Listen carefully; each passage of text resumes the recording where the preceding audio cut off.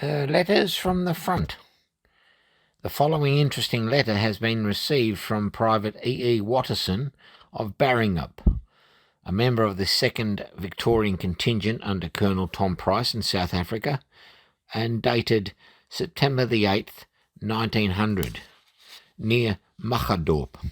Dear A, I expected a letter from you before this, but I suppose you were pretty busy. I hope you are well and prospering, also all the family. Give them my regards, also all inquiring friends, especially Mrs. Beeson. I received 3 Malden news and concluded they were from you. They were very acceptable, but do not come often enough. In one I was surprised to read the marriage of blah blah and so. Well, old boy, I hope you will write soon, and don't forget an occasional copy of the news, because I have not forgotten Malden yet, and like to know what's going on. I suppose you would like to know how we are faring, although you will know our movements almost as soon as they take place. Since I last wrote from Pienaarpoort, we have had some rough fighting. We left Pienaarpoort on the 23rd of July, and though there was a little skirmishing on the flanks, we received no serious opposition until we reached Belfast. The Boers have a very strong position in very rough country. We came into contact with them on Friday morning the 24th. Just got orders to shift, so must stop. Kovarti-Poort, September the 28th, 1900. You must be wondering at my being so long finishing this letter, but I left the paper and envelopes in my blankets on the wagon, and it never caught us up till yesterday's. I'll go on from where I left off. We were in the advance guard, and we ran into an outpost of 4 Boers. They gave a salute, and then retired very much in haste. We continued the advance to the railway station, where the battle commenced in earnest. We charged and occupied a little kopje, the range of which the Boers had to a nicety. They sent shell after shell among us, but fortunately without doing any serious harm. 3 or 4 of us were laying behind a rock, and a shell landing close to us threw dirt all over us. We took possession of a kopje above the town that night, and just at daylight next morning the Boers sent us a morning salute in the shape of a shell into our camp. Our naval guns had come during the night, and they returned the salute with interest. From then till Monday night there was a continual roar of cannon and rifle fire. On Sunday afternoon we made a charge and drove the Boers back about 2 miles. Buller on the right and French on the left were doing splendid work, and on Monday night the Boers did a get. We continued the advance on Tuesday, and receiving no serious opposition till nearly a fortnight after. In the meantime we had taken possession of a small town named Waterval-Boven, where we had a splendid time commandeering all sorts of eatables and drinkables. We had another pleasant Sunday afternoon on the 9th, when we made another charge and captured 2 of the Irish Brigade, and 20 horses with full kit on. In the charge, No. 1 Company got so far ahead that we were fired on by both the Warwicks and the South Australians, but without effect. We were personally complimented the night by General Hutton. That was the last time we came in contact with the enemy. The country has been very rough from Belfast, though more open now as it is covered with prickly shrubs and trees. Our clothes are torn nearly to rags and are a great deal more holy than righteous. We'd reached this place on my birthday, so I have something to remember it by in Africa. At Hectorspruit, about 20 miles back, we found 7 or 8 guns blown and thrown in a river. There are thousands of rifles broken here, and the line has burned thousands of pounds worth of engines, trucks, and goods of all sorts. There was a parade in honour of the King of Portugal's birthday this morning. The port governor was here, and a long string of attaches. They were mounted on splendid horses, which were a great comparison to our poor, hard-ridden, poorly fed nags. The guards went back yesterday, and I believe we are to go in a day or 2. We are glad the war is over, and hope soon to see old Victoria again. 8 or 9 months' active service is enough to satisfy anyone. There were barely 100 of us rode in here, and there are only about 160 altogether. The weather has been very pleasant up until this week, since when it has been very hot. There are two fine rivers which unite here, and they are well patronised by the soldiers, though we have to be careful on account of alligators. There is also a hippopotamus in the river just opposite the camp. The officers were having a shot at it last night, but as it only showed its nose out of the water for about a second at a time, their shots were harmless. Well, I now conclude by trusting I shall see you all again soon. Your old chum, E. Watterson.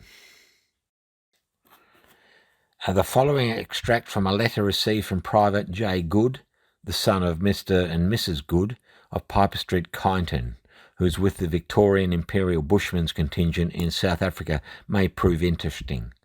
It is dated the 15th of November, 1900, from Victoria, South Africa. Quote, "The four of us Kyneton fellows are well. I'm feeling A1 myself. We had a Church of England bishop from Bulawayo addressing us at a church parade last Sunday, and he reckons we will be kept in South Africa for 2 years, but I think he's a bad tipster. Anyhow, we hope he is, as none of us are anxious to stay here that long. I think the wet season has set in now. It's been raining on and off the past 4 days. It cleared up this morning, but I think we will have a rough night tonight. It's looking very black at present. The first day it came on, the water fairly flowed across our tent floor. It took us all we knew to get our blankets up in time to keep them dry. We have since made the trenches around the tents larger, and I don't think we will be flooded out again. The horse lines got very muddy, and they reminded me of Langwarrin on a small scale. The weather is getting very hot now, and after the rain there is a volume of vapour rising from the ground which resembles a Scotch mist. The stench from it is very disagreeable, and a fellow wants to be always smoking when it is about. I think they must know that tobacco is a good disinfectant, as they supply us with plenty of navy at a low price, viz. 2 shillings per pound. We are told that it is this vapour after the rain that causes a lot of the fever they have here. A number of our chaps have taken ill since the rain started. I don't know if they are in for an enteric yet. They have to be kept in the camp as the hospital is full. We have lost 2 more horses since I wrote last week. The people here say that if we stay here until the wet season is over, that over 90% of them will die. If a horse survives the wet season and gets over the sickness, it is called salted, and a salted horse will always bring a big price. I think there are only 2 white girls in the city. One is about 15 and the other about 19. We gave our tent a good cleaning out just before the rain, and when we removed our bunks we found under them a snake, several scorpions and centipedes, and no end of white ants. The latter had eaten one of the sleeves partly out of one of my tunics that I had hanging up off the floor for some time beside my bunk. After we turned in for the night, we had a visit from some large frogs that came jumping in through the doorway and over our bunks. I dispatched them with my bayonet.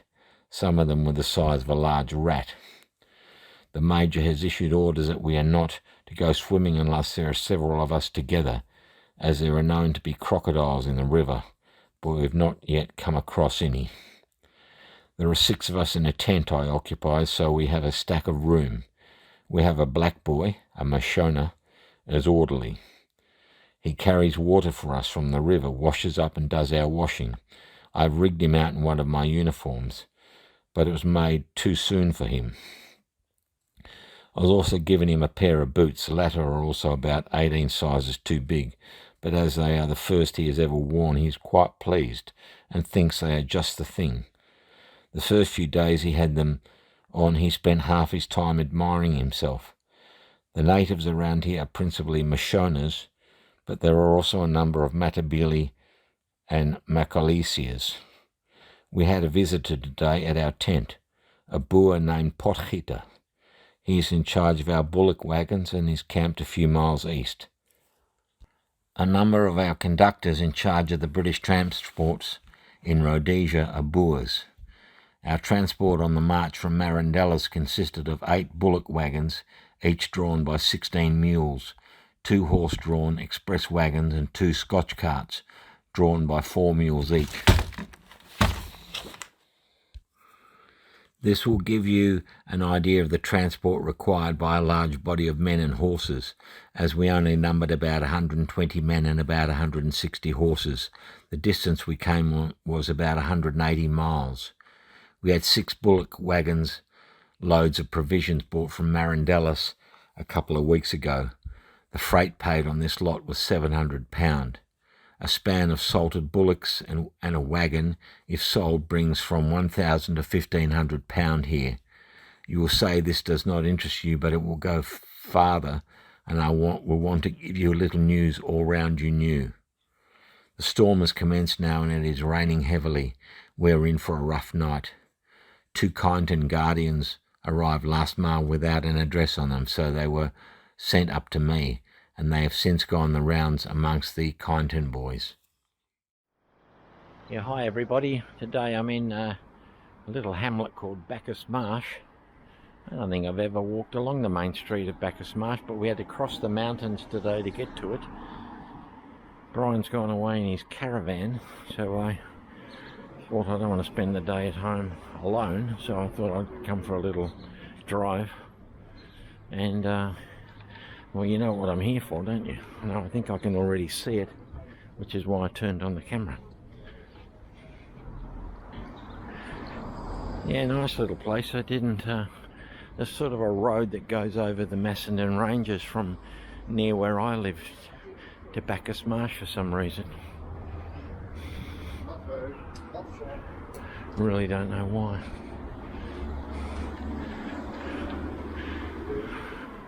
But I think I can see it. I read a little bit about it. This, of course, is the main street of Bacchus Marsh. Bacchus, I think, is the god of wine. And this is probably going to be a town hall of sorts.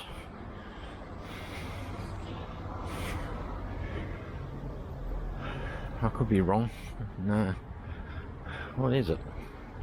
Sort of a clock tower.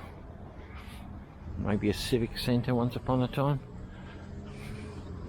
But look at this. Aha! Yeah, we're quite right. SA 1901, South Africa. I'm going to get a selfie here. Got my new green shirt that I got from the op shop. Cool, eh? Brilliant. Yeah, brilliant. Look at this. The fountain was erected to perpetuate the memory of those who were selected from this district to serve their Queen and country in South Africa. The first contingent, the Victorian Mounted Rifles.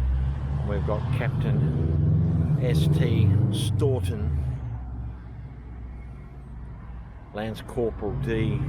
Squires, Private R.G. Lyle, Private P.J. Valance and Private D. Lyle.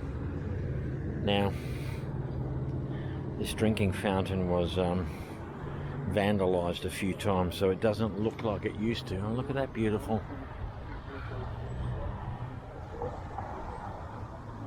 And it's all marble. It's been banged up a bit because of idiots coming along and vandalising it. So this fountain also perpetuates the memory of the late Samuel Thomas Staunton, a member of the Legislative Assembly. They've just thrown it in the end to remember some politician. But the third contingent, Sergeant A.J. Tinker. The fourth contingent, Trooper G. Corman.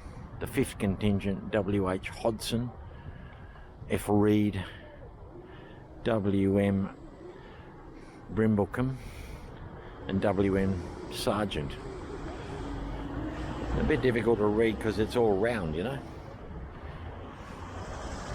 But there's that beautiful inscription again, Pro Gloria, and it's got the date. I mean, I doubt anyone around here would even know what the hell this is about, and if they took the time to read out that some people around here had been in South Africa and in the army, they would have just assumed that they were over there killing black people, Zulus or something. And they'd be wrong. It was a war between Europeans, wasn't it? So these lines perpetuate the memory of the late Captain Samuel Thomas Staunton, DSO, which is the Distinguished Service Officer, I think, and MLA. Also Lieutenant W.B. Chomley. So that's a great one, isn't it? Hey? I like that carving. Fantastic. There might have been a marble or something at the top there that some clowns have broken off. Anyway, we'll tick that off our list of Bacchus Marsh. And I'll read a bit of about the monument to you now. The monument was originally erected as a fountain to commemorate those who served in the South African Boer War. In October 1990, it was pulled over and smashed by vandals.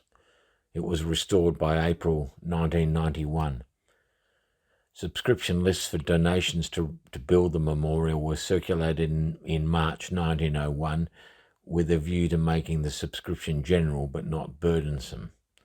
A sum of 1 shilling was proposed. School children contributed at the suggestion of Mr. S.T. Staunton, who was the major donor.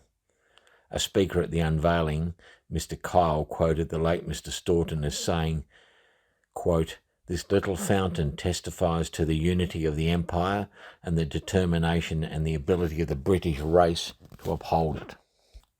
The following is an extract from The Age, Melbourne, 14th of November 1901. Bacchus Marsh, Wednesday.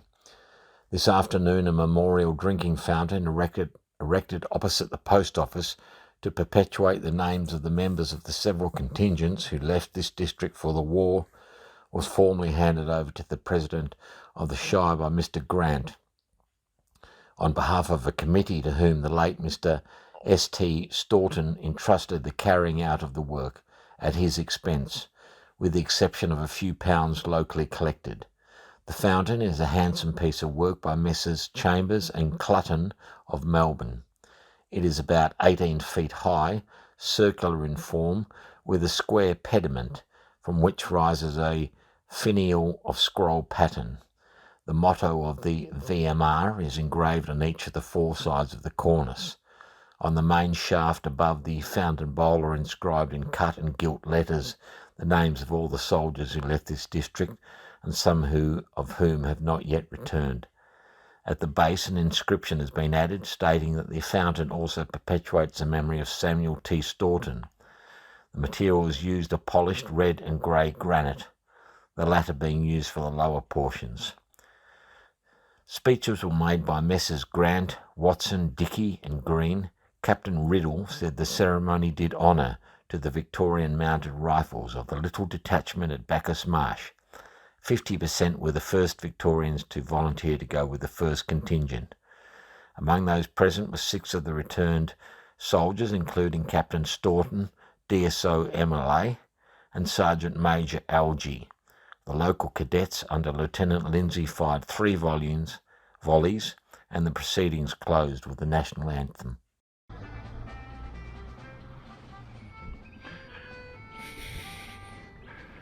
So now we're going to head over to a place called Emu Bottom. For you people overseas, an emu is like an ostrich. Oh, look at that. Iron Maiden cover band or something.